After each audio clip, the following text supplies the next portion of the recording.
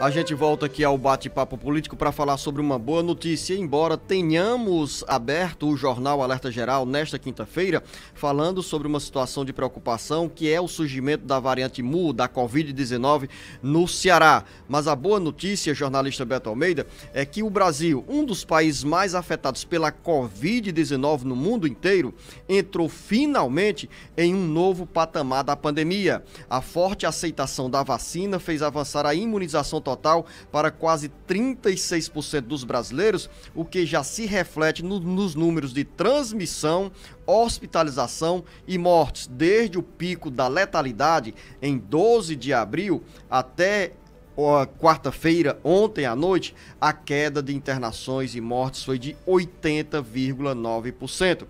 A notícia é boa, embora, repito, tenhamos a preocupação de manter os cuidados com o uso da máscara, a higienização, no sentido de preservarmos ainda mais a nossa saúde e a saúde de quem convive com todos nós no dia a dia. Jornalista Beto Almeida, pelo menos uma quinta-feira com essa boa notícia na área da saúde. Muito boa notícia, Zeno. Estimulante a gente saber, por exemplo, que o número de pessoas vacinadas, que depois de vacinado, esses cuidados que tem que ter do distanciamento, de usar máscara, que isso está dando resultado. Era apavorante o que você via na Índia e em outros países, mesmo nos Estados Unidos, a quantidade e a virulência com que essa cepa da Delta, da Covid, atacava as pessoas e chegou entre nós. No entanto, Luciano, está sob absoluto controle. Não é que ela desapareceu, ela está aí, mas o ritmo da vacinação tem nos possibilitado essa tranquilidade.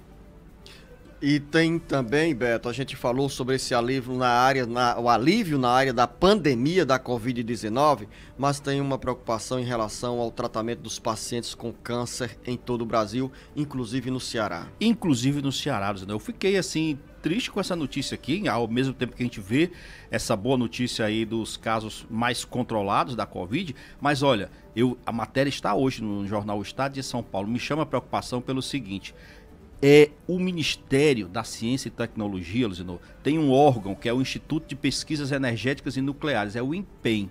Esse órgão, ele produz fármacos voltados para o combate ao câncer, Luciano. Ele produz, por exemplo, insumos para exames, inclusive o iodo para quem cura, para quem vive com problema de tireoide, que tem câncer de tireoide, por exemplo.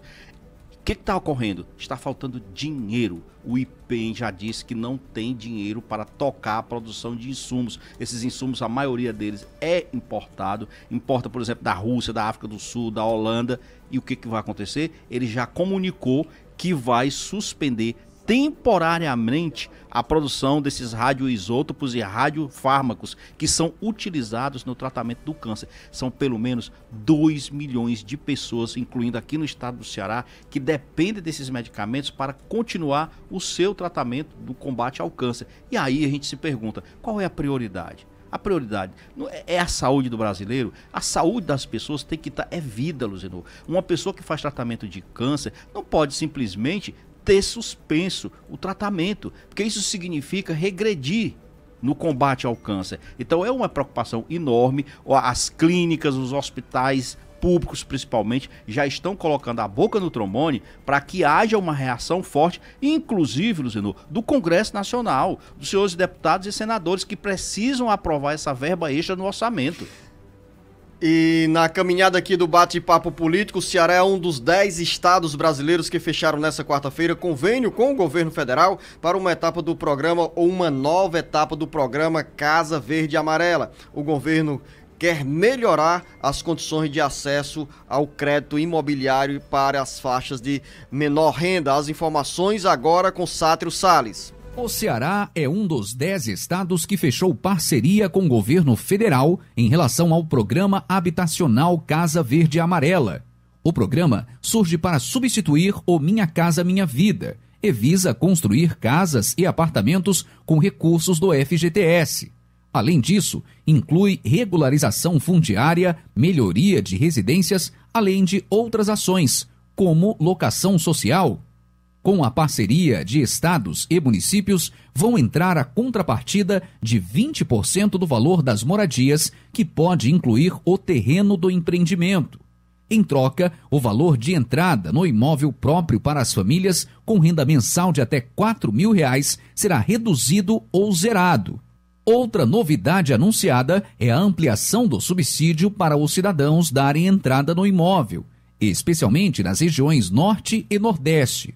O valor médio dos subsídios, que antes era de R$ 23.000, passa para R$ 35.000, a depender da composição familiar.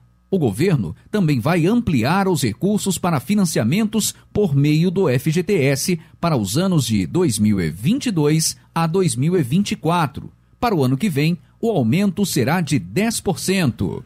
Com informações do site Ceará Agora para o Jornal Alerta Geral, Sátiro Salles. É uma nova etapa do programa Casa Verde e Amarela anunciada pelo governo federal 24 horas após a implantação ou a oficialização do programa Habite Seguro, direcionado aos agentes da área de segurança pública, tanto da reserva quanto da inativos e ativos, jornalista Beto Almeida. Pois é, só que essa boa notícia aí para os policiais, da ativo, inativo e tudo mais, eles já, além de tudo, vão receber esse benefício, da casa própria com juros baixíssimos. Nem mesmo o programa Casa Verde e Amarela vai ter esses juros tão baixos. Ainda assim, só a retomada do programa habitacional, principalmente para as famílias com uma faixa de renda menor, já é uma boa notícia. No Ceará, por exemplo, a expectativa da construção civil é de que sejam contratadas 18 mil novas habitações no estado do Ceará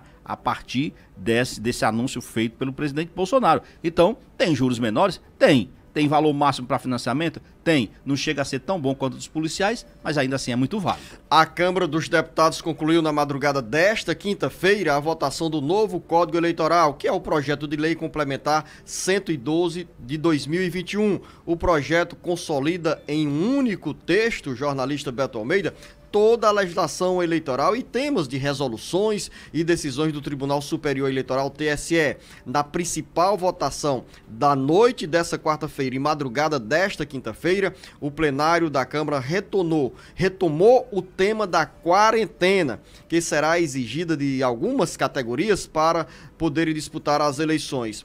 Os deputados aprovaram a emenda exigindo o desligamento do cargo 4 anos antes de uma eleição para juízes, membros do Ministério Público, policiais federais, rodoviários federais, policiais civis, guardas municipais, militares e policiais militares. Isso significa dizer, jornalista Beto Almeida, que com essa quarentena, que ainda depende da aprovação do Congresso Nacional para se transformar em lei, todos esses profissionais, esses servidores dessas categorias não poderão, a partir da eleição de 2026, disputar a eleição sem desligamento dos cargos e funções que exercem.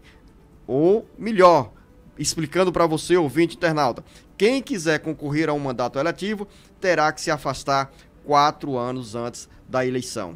Bom, foi uma reviravolta isso, né, Luciano? Porque a gente viu que na semana passada nós demos isso aqui, a Câmara dos Deputados havia exatamente retirado esse trecho aí do Código Eleitoral. Portanto, tinha mantido como está, sem precisar de quarentena e tal. E aí mudou mais o quê? Lembrando que no texto anterior, Beto Almeida, a quarentena era de 5 anos e agora passou para 4 anos, entrando em vigência em 2026. Outra diferença, não é mais 5, mais 4, e existia a expectativa inicial de que isso já valesse para as eleições do ano que vem. Não vale a partir de 2026. Aí do ano que vem como é que fica? Fica exatamente como está. O militar, o juiz, o promotor que queira disputar, ele vai ter até o dia 2 de abril para se desincompatibilizar do seu cargo. A medida, Luciano, no retorno dessa quarentena, eu acho que é uma das coisas que foi acertada dentro desse Código Eleitoral. Eu acho sim que ocupar cargos públicos com grande visibilidade, que dão destaques dentro da sociedade, como é os casos citados aí, é de fato preciso um afastamento prévio. Eu sei que isso desagrada a muitos policiais, desagrada a muita parte do Ministério Público, mas vamos combinar. Tem gente que hoje vota em busca de um herói, em busca de alguém que se destaque no imediato. Mas política, a gente tem que pensar nela, na produção de políticas públicas a longo e médio prazo, pelo menos. Não dá para ser pelo imediatismo. Então eu acho que a medida foi acertada. Mas não o foi... argumento também, jornalista Beto Almeida, nesse caso que você se refere, é quanto à isenção, o distanciamento que você, a partir do momento que você exerce uma função pública, na área do Ministério Público, na área da Justiça ou na área policial, você acaba, em muitas vezes, adotando posições que se tornam mais convenientes para o futuro, para um projeto político, do que mesmo o exercício da atividade com a atuação voltada exclusivamente para o bem-estar, para o bem comum da população no exercício daquela função. Mas as mudanças vão além dessa questão da quarentena nas regras eleitorais. Além da quarentena, as mudanças são muitas, porque o código são quase 900 artigos.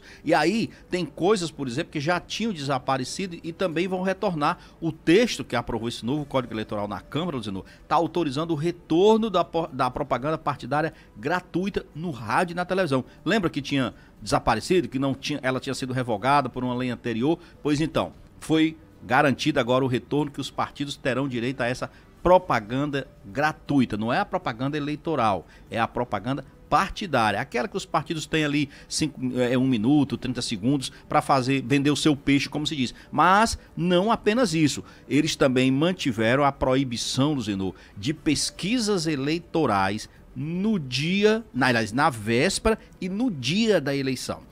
Os parlamentares entenderam o seguinte, que isso induz o eleitor a muitos erros na hora de votar. Então, está proibido, isso já valendo para 2022, se der tempo, né? Que não vai ter essa história de pesquisa antes e no dia da eleição.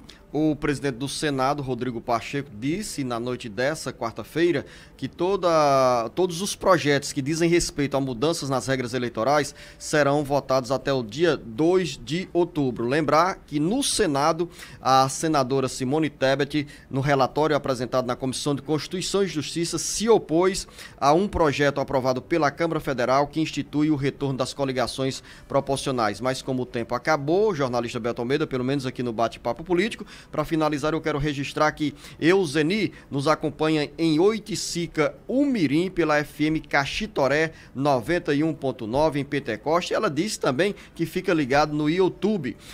Maria Oneide, ela está nos acompanhando em Ubajara, Beto Almeida, e diz o seguinte, que o Jornal Alerta Geral é o melhor programa do rádio no Ceará. Notícia boa, obrigado, Oneide, bom dia pra você. E tem também o Cláudio Muniz, viu? Viçosa do Ceará, ligadinho no Alerta Geral, ele diz, estou aqui acompanhando da Rainha da Ibiapaba.